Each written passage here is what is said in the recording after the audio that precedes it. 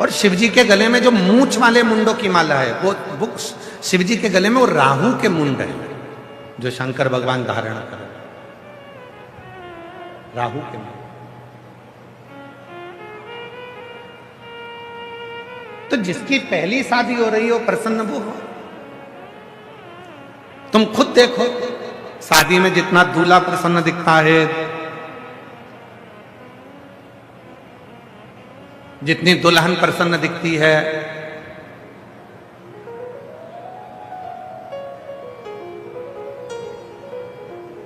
उतना कोई प्रसन्न नहीं दिखता, क्योंकि सबको मालूम है विवाह होने के बाद में जो परिस्थिति का बोझा हमारे सिर पर आएगा, जो बोझ हमारे सिर पर आएगा उसको हमको झेलना पड़ेगा। और प्रसन्नता किस चीज के लिए? समता के भाव, उसमें कोई भेद नहीं है, समता का।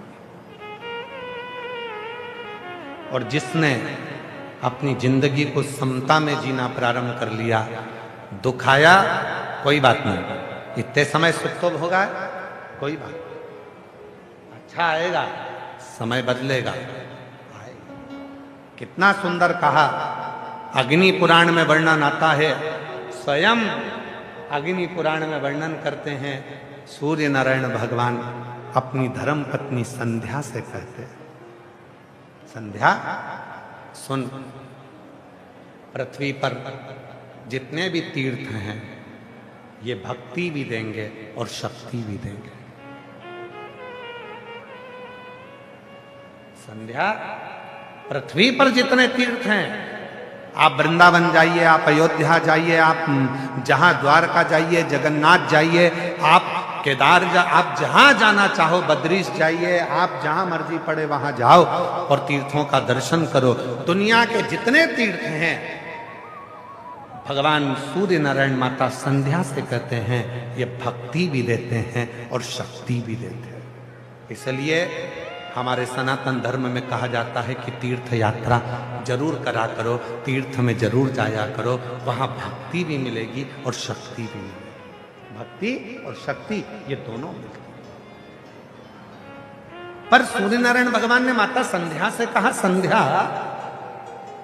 दुनिया के जितने तीर्थ हैं ये भक्ति देते हैं, शक्ति देते हैं, पर दुनिया में शंकर भगवान के जितने ज्योतिर्लिंग हैं वो 12 ज्योतिर्लिंग दुनिया की तकदीर बदल देते हैं।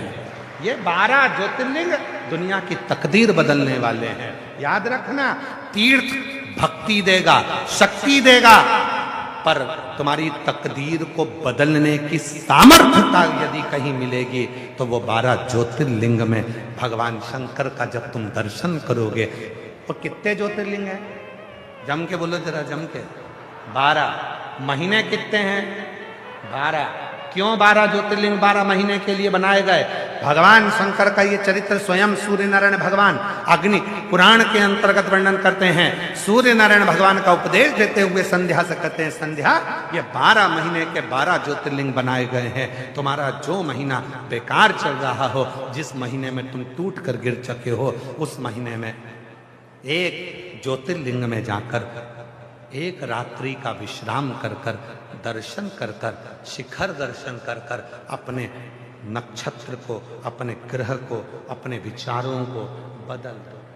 ये 12 ज्योतिर्लिंग क्या करते हैं? भक्ति अपनी जगह, शक्ति अपनी जगह। ये 12 ज्योतिर्लिंग मनुष्य के समय को, मनुष्य की तकदीर को बदल कर रख देते हैं। अगर दुख है तो सुख का अनुभव वो करना प्रारंभ कर देता है, सुख का।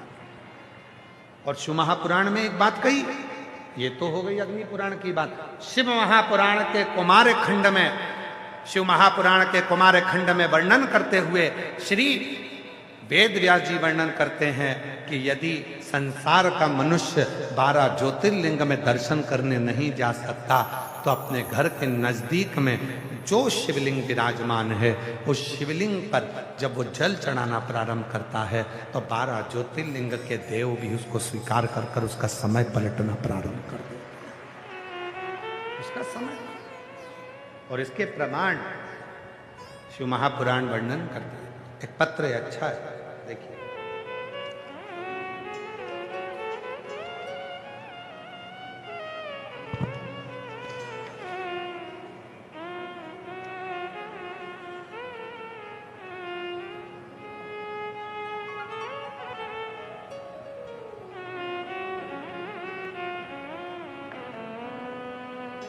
फाड़ कर। शिव कृपा करता है, शंकर करुणा।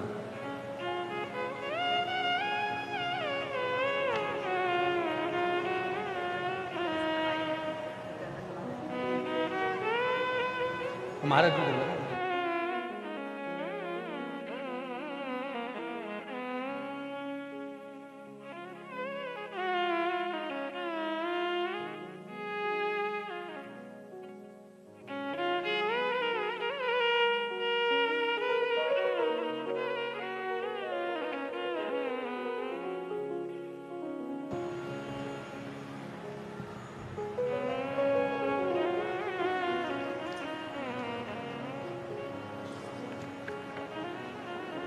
जोरदार ताली बजाएं। बाबा की कृपा, शिव तत्व। एक लाइन और बड़ी सुंदर है। तेरे दरबार की बाबा निराली शान, तुझे देखे नहीं देखा पर झोली भरी देखी, मुख दुनिया मोड़े बाबा तू, मुख दुनिया मोड़े बाबा तू, मेरी लगी हरी थी बाबा तू, मेरी लगी हरी थी बाबा तू। शिव के प्रति तुम्हारा विश्वास है,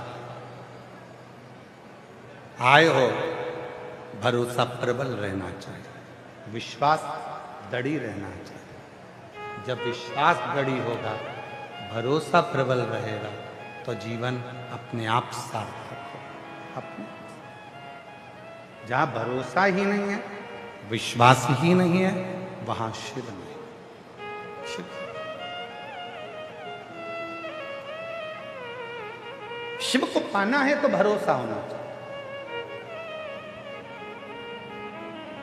शिव महापुराण का कौमार्य खंड कह रहा है, आप 12 ज्योतिर्लिंग में अपना तकदीर बदलने के लिए, भाग्य बदलने के लिए नहीं जा सकते, तो अपने घर के नजदीक में जो शंकर भगवान का शिवालय है, अपने घर के नजदीक में जो शिवलिंग है, उस पर एक लोटा जल चढ़ाना प्रारंभ कर दो। धीरे धीरे तुम्हारी तकदीर बदलना प्रारंभ हो जाएगी। भाग्य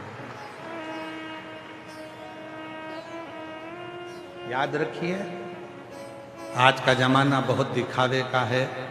ना किसी आडंबर में जाना है, ना किसी पाखंड में जाना है, ना किसी ढोंग ढकोसले में पढ़ना है। अगर पढ़ना है तो केवल शिव के एक लोटे जल में पढ़ना है और अपनी जिंदगी को संवार लेना है, कुछ नहीं है। पहले शिव महापुराण की कथा में वर्णन किया, माता कौशल्या जी ने राम जी के लिए शंकर भगवान से पूछा था कि मेरे बेटे का भाग्य क्या बोलता है।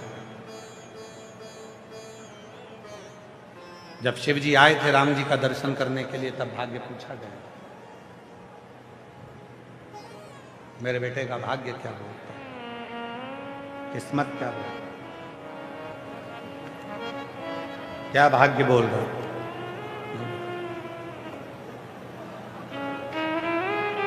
बताइए।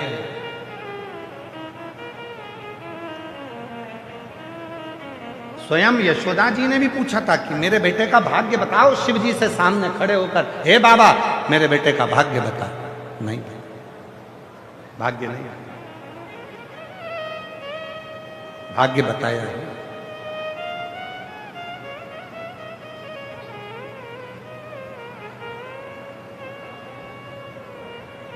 भाग्य नहीं। शिव जी ने मना कर दिया कि मैं किसी का भाग्य नहीं बताता। पर आज के जमाने में, इस कलिकाल में, आज के समय की स्थिति यह हो गई कि दुनिया में इतने सारे भाग्य बताने वाले हो गए, इतने भाग्य बताने वाले हो गए, और दुनिया के लोग भी ऐसे हो गए जो उनके पास जाकर भाग्य पूछते हैं शिव पुराण कहती है जब स्वयं शंकर भगवान पहली बार प्रथम वैष्णव थे शिव, राम जी का दर्शन करने गए थे, कौशल्या जी ने कहा था मेरे बेटे राम का भाग्य बताओ। शिव जी ने कह दिया मैं भाग्य नहीं बताता। यशोदा जी ने कहा मेरे कृष्ण का भाग्य बताओ, शंकर जी ने कहा मैं भाग्य नहीं बताता। तो फिर संसार के लोग कैसे हो गए जो दुनिया का भाग्य बता देते हैं। महाराज शंकर की कथा कहती है दुनिया से भाग्य मत पूछो, शंकर के पास जाकर एक लोटा जल चढ़ाना प्रारंभ करो, भाग्य बदलना प्रारंभ हो जाएगा। क्यों आडंबर में फंसना, क्यों इधर उधर डोलना, क्यों विचारों में फंसना, क्यों यहां वहां जाना, क्यों किस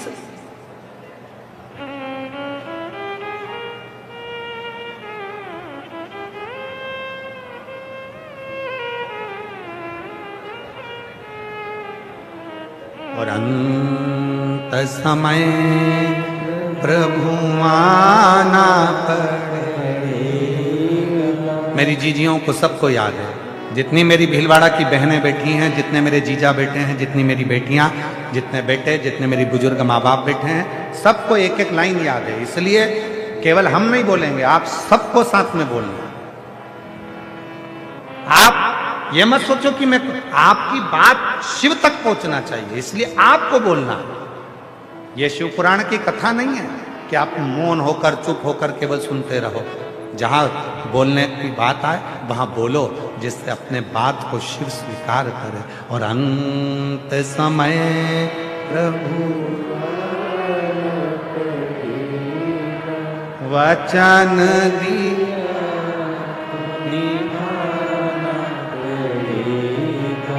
आए नाए प्रभु कुटुंब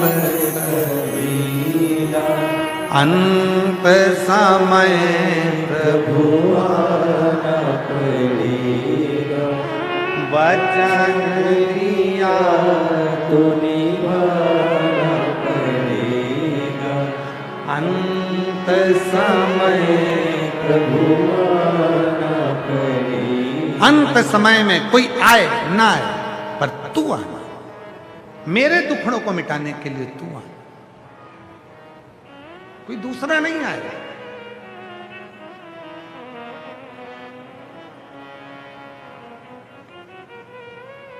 रोज हमें प्रतिदिन महंत श्री बाबूगिरी जी महाराज, हम जहां ठहरे हुए हैं, इनका बड़ा आत्मीय प्रेम है, बड़ी सरलता। एक संत की जो सहजता होती है वो महंत श्री बाबूगिरी जी महाराज के चेहरे पर झलकती है और उनका भाव झलकता। रोज हम कल भी बोले थे उनको कि आप हमें लेने मत आया करो, हम तो बाबा की कथा है पहुंच जाएंगे, पर फिर भी वो कल हमको लेने, आज हमको फिर लेने आए तो हमने उनको यही कहा कि बाबा महाराज जी मत लेने आया करो, हम पहुंच जाए। महाराज जी बोले नहीं नहीं महाराज जी, बड़ी मुश्किल से तो भीलवाड़ा आना हुआ है, और भीलवाड़ा में ये योग लगा है शिव जी की कथा का, तो हमें तो मौका मिला है। इसलिए भाव सहजता सरल,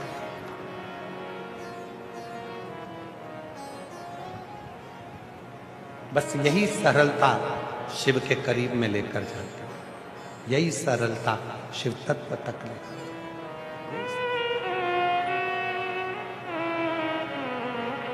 शिव के नजदीक ले जाने का सबसे सुंदर तरीका आपके भीतर की नम्रता, सरलता। आप स्वयं शिव महापुराण की कथा को उठाकर देखिए, भगवान विष्णु शिव जी को बजते,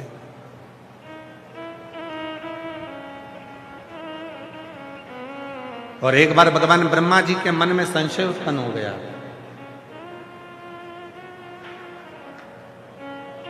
और ब्रह्मा जी के मन में जब संशय उत्पन्न हुआ तो ब्रह्मा जी ने कहा कि इस सृष्टि का पालन करता मैं हूं, इस सृष्टि का संहार करता मैं हूं, इस सृष्टि का रचना करता मैं हूं, इस सृष्टि को चलाने वाला मैं हूं।